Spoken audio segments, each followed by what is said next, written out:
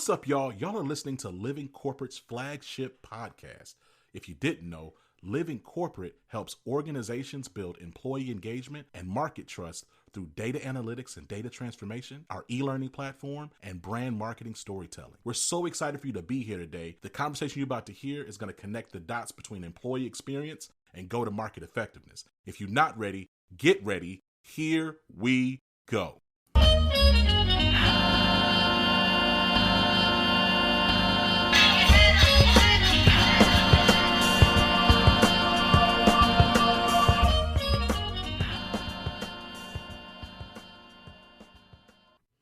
Jennifer Lucio Vargas, how you doing? I'm doing great, Zach. How are you? I'm doing well. Look, I'm really excited to have you on. It's interesting.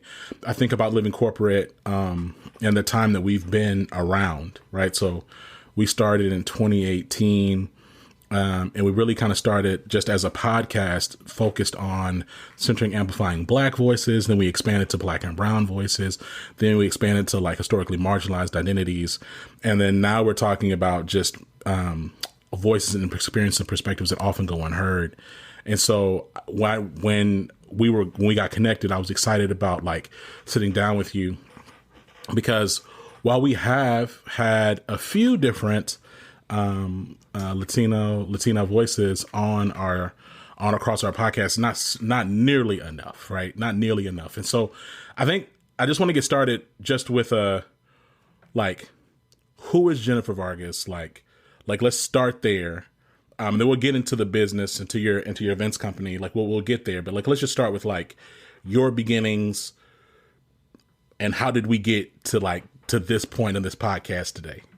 Okay, awesome. Well, first of all, thanks for having me. I love the work that you're doing. I went a little crazy listening to everybody you've kind of interviewed in the past, and I love the perspectives that people offer, and I'm excited to do that for your listeners today and to have this conversation. So about me, I was actually born in this country, but I'm a Latina by heritage. My parents came from Cuba when they fled the communist regime that was in Cuba in the 60s, and came to this country and did very well for themselves. Came in a legal way, came and my dad wound up going to Harvard undergraduate and Harvard Law School. His study buddy when he was in school was our Chief Justice of the Supreme Court, John Roberts. So, my family's trajectory is certainly one that's very different and whatnot. But I always grew up understanding my heritage, and my heritage was so ingrained in who I was and what I did. But it really wasn't until I went away to college and I left Miami that I understood what being a Latina was all about, right? And really seeing that there were different types of Latinos than what I was exposed to in Miami proper, right? And seeing all different kinds of cultures. I went to American University in Washington, D.C., lots of international students, and kind of, focused on really getting to know different people and realize that our differences weave us into this tapestry that is beautiful and wonderful. And I originally thought I wanted to get into a career of being a spokesperson for the State Department. I wanted to send messaging far and wide. I wanted to, be a representative of this beautiful country.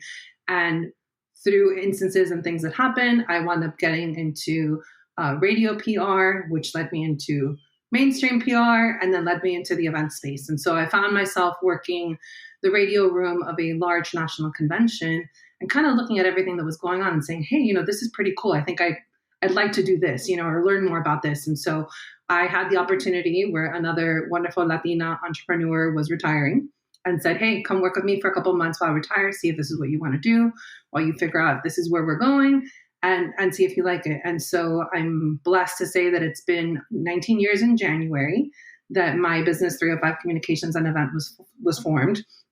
And really, I started it, Zach, because I saw that there was a deficit and a need to bring underrepresented community type events to the mainstream. Right? You had your large national conferences and everybody knows about them and they were great. But when it came to Black, Brown, and other representation, it just wasn't there. I had a client tell me once, well, we're Latino friendly. We serve tacos at lunch. And it's like, you miss the point there.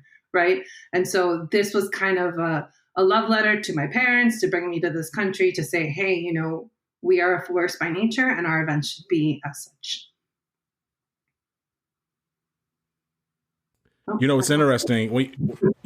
Sorry about that. So, you know, it's interesting. We're having these conversations, especially, we think about like the idea of like communications and PR. Like, I think especially like in this time more than ever, like communications is like continuing to shift and change, right? So like, I feel like when I was a kid, so I'm 35, when I was a kid, it was like you kind of had expectations on where you got your communications, right? Like you got your communications like from the news, like maybe from like the newspaper, different pamphlets. But I mean, it was kind of like really, it was fairly flat and direct. Yeah. I'm curious, like from what have you seen from your realm of expertise, your lens, how communication continues to shift and change, and what is that doing to like inform and engage audiences? Yeah, I mean, what I see a lot of, especially in my industry, is a lot of peer-to-peer communication, right? A lot of people base their opinions or get their information from their friends. You know, their social media is based off who they follow, right? And who you follow tends to be, you know, what you're interested in, what your friends are interested in. And so from my lens, from the perspective of events and the way I see messages being conveyed in the events that I produce, it's a lot of peers, and it's a lot about the people who are around you. And that's actually one of the reasons I started this whole endeavor, was because I feel like if you don't have a broad range of advisors in your sphere, a broad, diverse voices in your circle of influence telling you, hey, consider this speaker, consider this topic, look here, look there, you're always going to be pigeonholed into doing the same thing, right? And so I think it's important and essential, especially in this age where so much communication is coming at you, to really listen to and embrace a diverse range of voices. What would you say is like your proudest moment? Like what event, or like, what event would you say that you either coordinated or heavily involved in that you're like, wow, I know this made an impact. I know this made a difference. Yeah. We as a company have represented 90% of the national Latino organizations.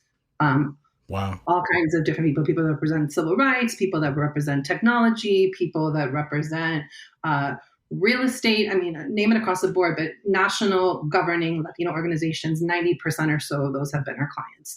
And I'd like to think that in the 19 or so years that we've been in business, we've elevated those events, right? I have a client who started off with 40 people. And this is an organization that represents C-level executives, but they couldn't identify Latino C-level executives in technology. And now this latest event, we had to close out at 500 people. We had to say we don't have space for more than that, right? And it's been about 12 years with them.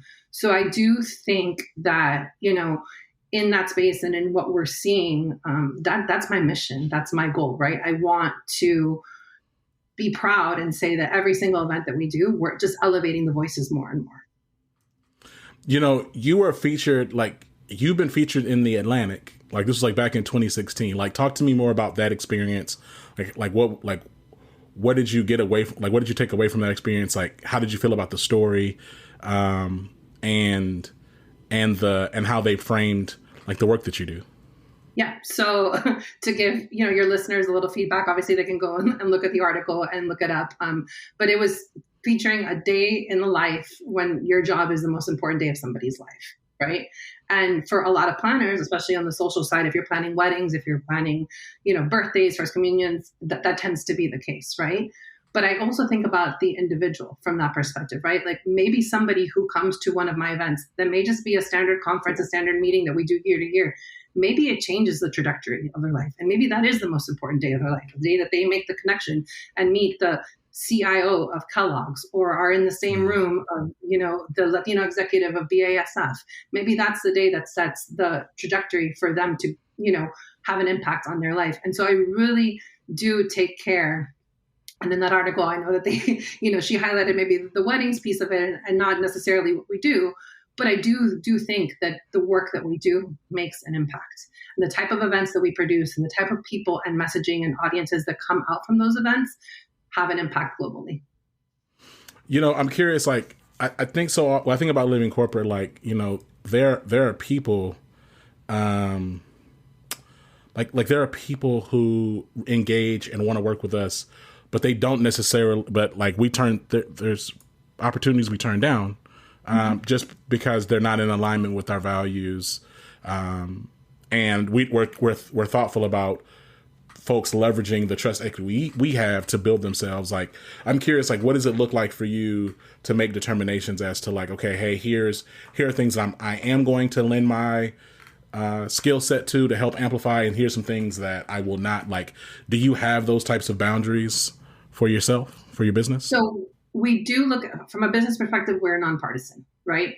Because my goal is to embrace our community, and our community, as a right you have in this country, is to have whatever political belief that you want to have, right? And so we won't necessarily, let's say, lean one way or the other in terms of the type of events that we produce. We've worked with most sitting U.S. presidents since the 90s, and that's a pleasure that I have to say. I have a great story. I don't know if you want to hear it, but I ran into George W. Bush literally one time. So I was working an event, and Secret Service said to me, your board of directors has to be backstage at this time, no matter what, or he's going to get in the motorcade and drive off. And this was the first event, Zach, that I had by myself. And I thought, my client is going to get so mad at me if I don't get them behind the stage. And so the cue was, he's going to finish his speech and he's going to shake hands and do the rope line for the first row. And then you will take them backstage and they'll be lined up when he's done. Yeah. So he finishes his speech. I turn the corner and I go, boom. And I literally crash into the president of the United States. Did he fall down? He did not. He held me up, actually. Oh, okay. And he was very gracious. And he said to me, darling, it's all right. There's no need to rush. Everyone's going to get their photo. But he was super gracious and so kind. It's a story that sticks with me. And I call it my cocktail party story to break the ice. And so, we've worked with him on our website and proudly displayed here in my office. I have a letter from Michelle Obama thanking us for work that we did for an event that she participated in. And so, we work with all kinds of people. Obviously, if there's something morally, holding me back, I won't take that work. But I do think it's important to not pigeonhole ourselves and get the message out to as many people as we can and amplify these voices. And then, like, I'm curious. So, we talk about, like, even just your start, right? So your background in PR and communications and got in events, like your entrepreneurship journey. Like, so many people I talk to, like, it's like, sometimes it's like, hey, this is my last resort. So I'm like, I'm gonna just go for it. Other people have like a much more like, hey, I know that in this year, I'm going to do this thing. Like, talk to me more about like, what was the catalyst that made you say, okay, no, I'm gonna go ahead and I'm going for this. I'm gonna start my own firm. And this is going to be my career. Like, what was that moment for you? Honestly, it was some of my colleagues. So some of my clients, I started off when that woman retired, the clients that we were working with said, hey, can you stay on and help us with this piece? And I was doing a little bit of marketing at the time for them and some PR. And I said, okay. And then somebody left that organization and went somewhere else and said, hey, can you do this over here? And I said, sure. And then somebody else left and went somewhere else and was like, well, do you think you could handle the event planning piece? And so before I knew it, I had 5 or 6 clients and I said, well, this could be, and actually to my dad's credit, he was an entrepreneur. He had his own law firm for a long time. He said, you have a business, whether you want to or not. What I'm doing now, and I know that we're going to get into it, stem from the fact that I've been doing this for 19 years and those who know us. And how do I get the message out there? My goal, Zach, is to make all events platforms of inclusivity. And that's not just on the diverse side. That's for folks that have physical disabilities, cognitive disabilities, race, religion, gender. I want to make sure that every time somebody walks into an event or a room, they feel welcome, wanted, and safe. And so, my entrepreneurship journey has led me to that. If I wouldn't have started, consulting and doing these things, I wouldn't have started 305. Had I not started 305 and taken on a partner who was working with a civil rights organization, we wouldn't be doing a lot of this national work. And then again, now this new step where, I want to take what we call the inclusive event guide and bring it to the masses, all kinds of planners, all kinds of people in logistics, so that the Coachellas and the Super Bowls of the world are not only diverse in ethnicity, but diverse in the way and things that they offer those that might be neurodivergent individuals or people of different religions or different cultures and backgrounds. What was it like for you to navigate the pandemic, right? Because like everything started pivoting virtual. There were still people doing events though. Like, I think that's the funny part is like, yeah, like a lot of things slowed down for sure. Like, I'm not dismissing that, but a lot of people there were still some things happening. But like, what did it look like for you during like that 2020 to like, let's just say 2022 season, early 2022 season of coordination, and what did it look like for you to pivot and adapt?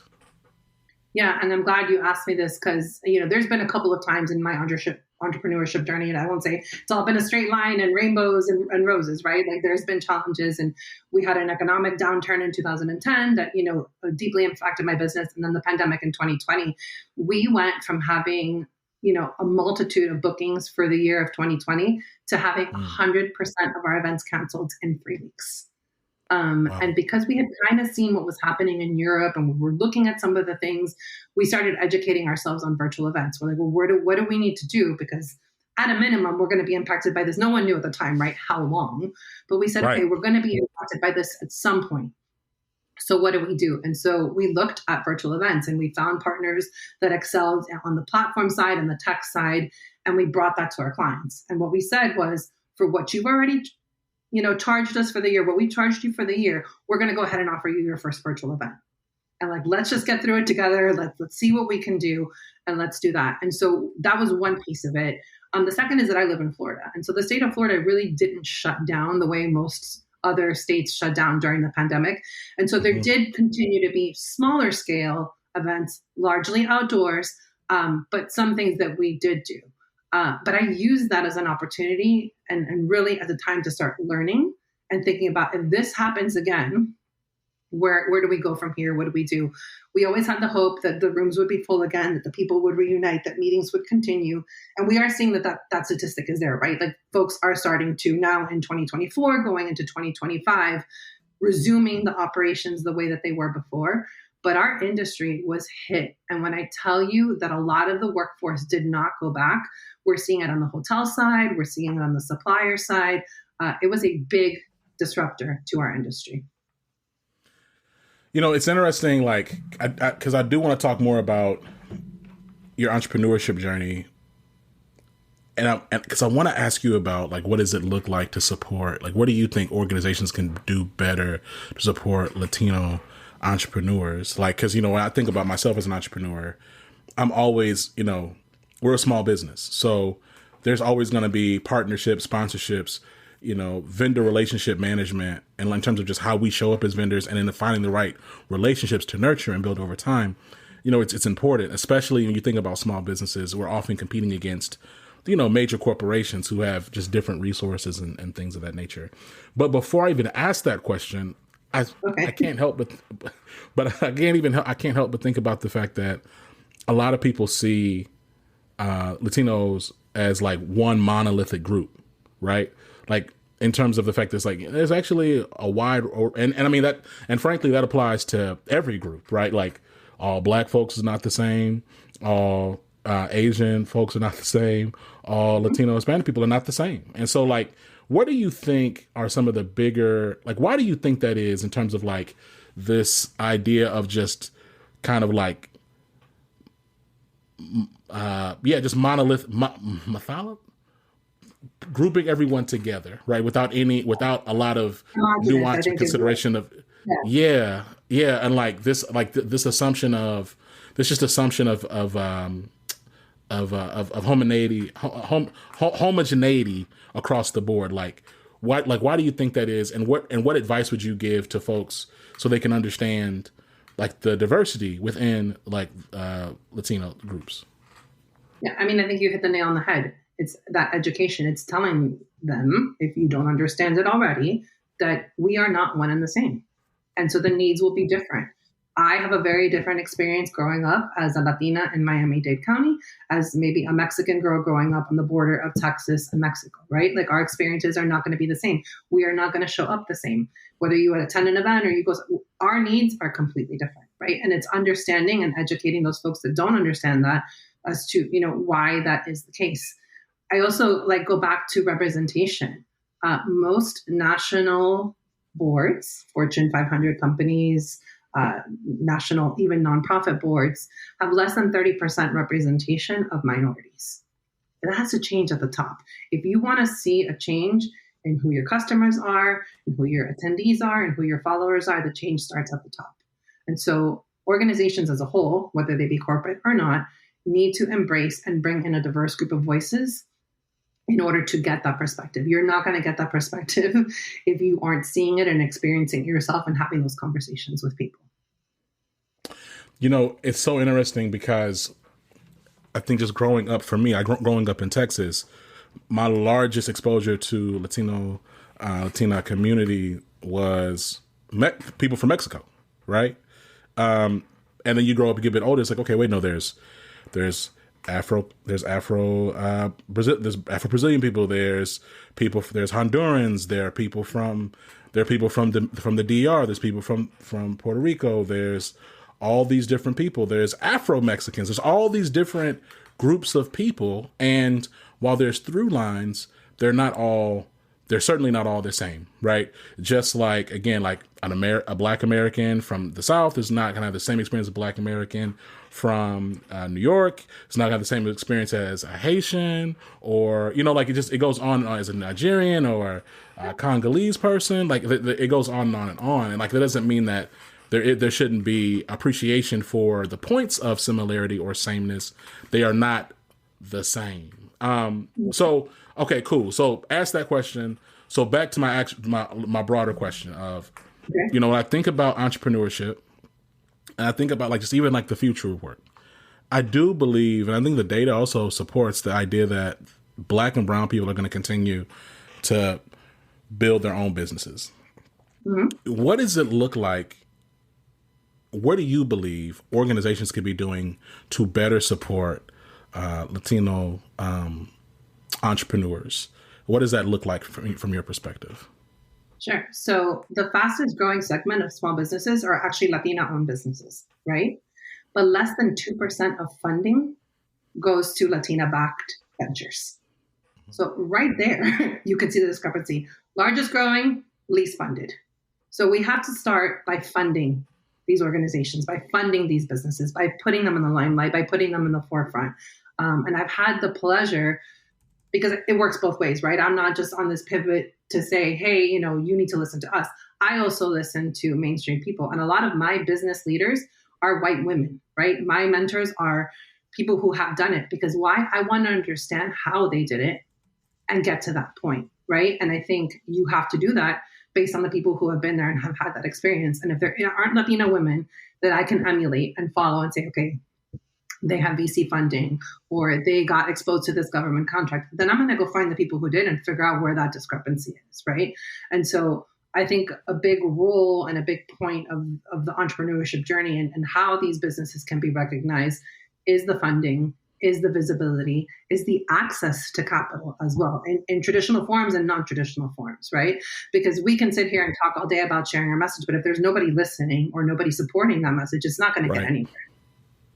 No, 100%. I mean, and I think what's also interesting to that point around just like sharing messaging and getting it to ears is, I think like the digital landscape has changed, right? So it used to be you could like record something, no budget, put it out there, and if you post it at the right time and you get, a few people to share it, you're going to get thousands of eyes on that, right, over time. And like there's people, we see like even YouTubers who built their audience like that over time. It's like they were just consistent. But like the algorithms have changed, right? And so to your point, like when you talk about a business, there are very few businesses out there that can just quote unquote organically grow. Like it needs investment. It needs marketing dollars. Yeah, that doesn't happen anymore. Yeah. Think about it. That doesn't happen anymore. The market is saturated, right? And these companies have wised up to know, like, okay, I'm going to show, certain things and I'm not going to show others. And advertisers are going to get a little bit more money, or people, who have this organic engagement, have the huge followings, are going to maybe get more visibility. And so it's time for us to pivot and think a little different about that. And if, again, I think funding has a lot to do with it. I think education has a lot to do with it. And it's going outside of our circles and really engaging those folks outside of it to bring them in, to bring ourselves into those conversations and make sure that they're valuing and seeing the propositions of the things that we bring to the table that ultimately are a good business, right? Deloitte did a study recently that shows that I think, 36% of businesses who engage in diversity, inclusion, and equity standards are 36% more profitable than those who do not. That's a big deal, right? Mm-hmm. And so any smart business leader is going to look at that and say, hey, I need to do more than just check the DEIA box, right? Like I need to make sure that I'm, involving these people because we're customers. We have buying power. The Latino spend in this country is one of the highest GDPs in the world. If we were our own country, I think, and I don't quote me, but I think it's like 8th or 9th in the world, right? The Latino GDP are in this country. So if we're going to be customers, guess what? Well, then we better be at the table helping to make those decisions. And to your other point about Latina founders and like the degree of the percent of them are funded, right? It reminds me of another statistics, leads me to a question. So I think at the World Economic Forum, they published in 2023 that, and they got this from 2021. Black women startup founders receive just 0.34% of total venture capital spent in the United States. And I think when they then account for let's just say women of color, which is again, unhelpfully broad. Right. But in 2020, but they did it again, and they said, look, in 2022, women of color business founders received only 0.39 of the $288 billion from that venture capital firms deployed, right? And so my question is, what do you believe that there is opportunity and a need for Black and brown, for solidarity across different historically marginalized groups, right? So do you believe that, that's really the question, right? Because from my perspective, I think it gets really easy for various non-white groups to kind of huddle and self-segregate and or just whatever. And it's kind of everyone's fighting for the same slice of pie. Mm-hmm. And I'm curious, one, do you think that's something that solidarity across is necessary? It's in business. And then if so, what do you envision that might look like? Yeah. I alluded to it a little bit earlier. You don't know what you don't know. And so if there's people out there that are doing it better or getting better access, you need to do the job of getting yourself into that space and into those conversations. I have a lot of Latina mentors. I have a lot of African-American mentors. But I mentioned I also have a lot of white women mentors because they are the ones out there, getting the visibility, getting the venture funding, and you want to understand why. And so I do think we all need to be united in whatever that looks like. And it's not just underrepresented communities, it's overrepresented communities to really band together and say, well, what do we want this world to look like? What do we want businesses to look like?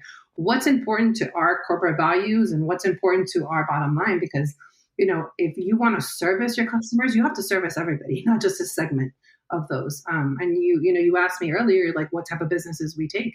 Again, I don't know the type of people walking into some of our events. We do events of 5, 6,000, 10,000 people. But if I can walk away and do something with my event that leaves a lasting impact on one that's going to change the trajectory of their life or, lead them to the next job opportunity, then that's my responsibility to do that. And so I think we all need to, as a group, say, what's our responsibility in this if we want to see the change and if we want to be the driving force for change. So, we're coming up, we're recording this, I guess a week after the election. Yeah. And we're coming up, on looking at 2025. I'm curious, what trends or patterns are you seeing and anticipating in the event space, over the next, let's say 12 to 18 months? Yeah. A lot of people ask me, oh my God, Jen, DEI, it's under attack. Maybe, right? Let's be honest, maybe. There might be people attacking it, but it doesn't mean that we stop the work, right? I didn't create this guide, over 133 pages of resources on how to make events super inclusive, for them to turn around and us say, well, we're not going to do inclusive events. I have to believe that there is still a driving force. There's a business case for it, which we've already discussed, right? But there is going to be a driving force that says this is going to continue to be important. And so just looking ahead at 2025, I think we keep fighting the good fight. I think we keep putting our messaging out there, and we try to form these bonds of unity in order to make our presence known, in order to, bring things to the forefront. I don't think this is an opportunity for anybody to get lost in themselves or whatnot. I'm not a political expert. That's not my area of specialty, but 71 million Americans, chose what they chose, and we have to be okay with it. That's a democracy. That's what we have, right? And so we have to look at it and say, well, where do we fit into this new space?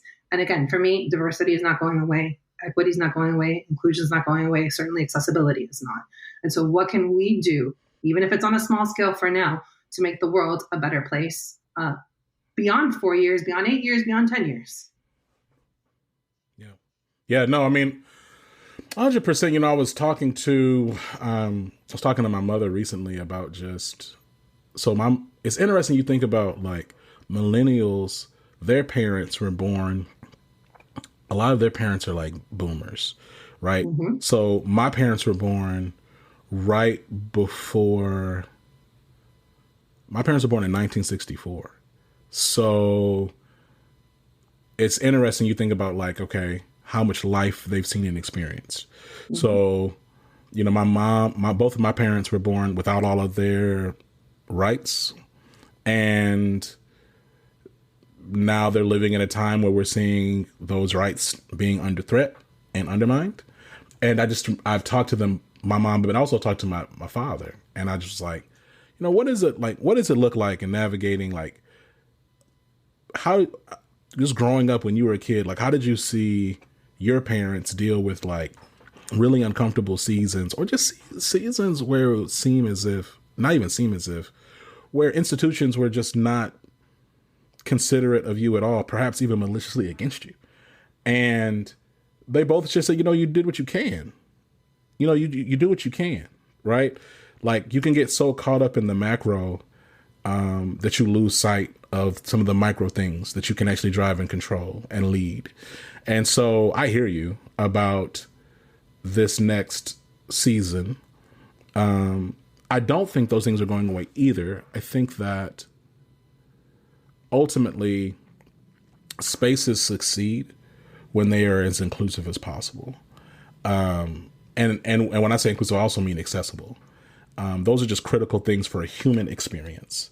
And I do believe it's going to take leaders who have that lens, both in executing, but then also in voicing and driving support for that, for us to really survive. Because if we lose track of that, like, no one's going to, there's already, I'm already seeing headlines about people trying to figure out what a tariff is and can they get their vote back. So it's like we have to stick, like we have to figure out, like, how do we navigate in this season? And it can't be us just throwing everything away. So look, you made a point of reference about this resource that you created about how to create inclusive events. Let's talk a little bit more about that. Okay. How did that come about? Where can people access it? Like, let's get that knocked out, Jennifer. I want to learn more about that. So before we transition, I just want to say my parents came from a communist country here in the 60s in order to gain their freedoms and whatnot. And it would be a disservice for me, for all the work that they did in raising us and all the work I've done so far in the 19 years, to just put my hands up and say, hey, this is not going to matter right now. And so part of what I developed this year, so after almost 19 years in the industry, I've kind of realized that those who know us, that we bring this knowledge of helping underrepresented communities, helping their events. And I said, where do we go different on this? How do we get this knowledge out to the broader masses? And so I went looking, because I just took a certification course on event design for neurodivergent individuals, right? And I said, where do I go to kind of find a comprehensive, if I want to say this is the gold standard in events to make them diverse, inclusive, equitable, and accessible, where do I go? There's nothing out there that exists that's comprehensive, right? Any well-meaning planner can go look up a list here or there, can go to the ADA website if they want to be accessible, but there's nothing to say, here's how to design and plan for an event that is fully DEIA compliant. And so I said, well, this doesn't exist, I'm going to create it. And so over the last 9 months, I've worked with different legal teams. I've taken courses. I've worked with our own industry organizations to develop this guide. So it's called the Inclusive Event Guide. It's 150 133 now pages, right? It might be a little bit more as we move on, but I want it to be something organic and digital that will change over time as our, as our country, as everything changes. I want it to be like a really up-to-date resource, but it gives you best practices, tools, checklists, case studies, and legal requirements that you can use as a planner. You don't have to be a certified meeting professional like I am. Any person planning an event, simple steps that you can take to make your events DEIA compliant, DEIA accessible, DEIA, all the wonderful things about the acronym. And I know that right now is also kind of under attack, right? We're calling it social inclusion. We're trying to stay away from DEI and whatnot. And so, it really is there to be a resource, because I do hold the thought that every event should be a platform of inclusivity. I just think that the leaders, I'm just going to reiterate, the leaders that can recognize and understand that whatever you want to call it, but having the best healthy experiences, safe experiences, accessible experiences, welcome experiences, that those are the ones that are going to win. I think, even like when you just even think about, like, if you were going to be a guest in someone's home, like, do you want the home to, like, when you go to someone's house, do you want the house to be clean? Do you want them to offer you something to drink? Do you want the glass to be clean? Like, it starts coming down more and more to, like, the human condition. And then at a certain point, it's kind of like, all right, well, if you don't want a space that's safe and accessible and inclusive, I probably don't really want you around. Like I think about living corporate. We talk we don't really have this problem. Like, I think about, like, Jennifer, like, we work across, like, data transformation. We have an e-learning platform, and then we do brand storytelling. We've never had a situation when someone said, we don't want more insight, or we don't want this, or we don't want that. Typically, we work with organizations and people who have a yes and mentality. And I think, again, going back again, it's just like, this kind of speaks to that. I really think that people without that mentality are going to kind of self-select away. They'll filter themselves out over time, because I think who doesn't want to grow? Yeah. Think about it in terms of an event, right? Do you want to have 700 registrations, or you want to have 500, right? Because 200 people didn't make it past your registration site because they couldn't access it, or they felt like this wasn't for them. 1 in 4 U.S. adults has a disability, whether physical or invisible, right? That is 25% of our country. So if 25% of the people automatically don't feel included because of their disability, they're not going to go to your event. You're not going to get the registration fee. You're not going to see the returns on that investment, right? It's a simple financial thing when you look at it that way. And people always ask me, well, DEIA, doing all these things can get so expensive. It doesn't have to be. And the guide that we have actually offers some simple solutions and steps and little things that you can take. I just finished a national conference last week, and for the first time, we did a fully immersive wellness space that included a quiet room. And we put a couple of poofs. We put some like soft lighting with some, like little stars beaming. We had sensory kits. We had eye masks. We had earplugs. And let me tell you, it was utilized a lot. And when we went to clean up at the end of the day, there were no more earplugs left. I think there was only like 3 eye masks left. And every time we walked by, it was full. It didn't cost us more than $300 to put that together, right? Mm-hmm. It was designating one of our meeting spaces and doing that. And that's one example of hundreds that I can give on simple steps you can take. But guess what? All those people that utilize that space probably will return next year and say, okay, this organization represents my need to maybe just check out for the moment, go to a quiet space, realign my thoughts, get comfortable, get aligned before I can go back into the general session or the expo or whatever it is. And so it's a smart business decision. It's, again, cost effective to do some of these things. And no longer can people use the excuse of, well, we don't know what to do. Here it is. Mm-hmm. Like, here's your toolkit. Go ahead and, decide what you want to do. Accidental ignorance is no longer an excuse, right? Like, if you're ignorant at this point, it's because you're choosing to be. And then, it's just so, I think people do underestimate or don't appreciate the fact that, like, this is not a question of expense, right? This is a question of just intentionality. Can you take the time set this up. And as you talk about you just said you talked about $300. Yeah. It was a simple thing. We ordered a couple of things from Amazon. And again, it was utilized. So there's a need for it, right? So like, even if you think, oh, well, they haven't identified on registration that they have a disability. Most people don't. Most people do not want to self-identify that they have a disability.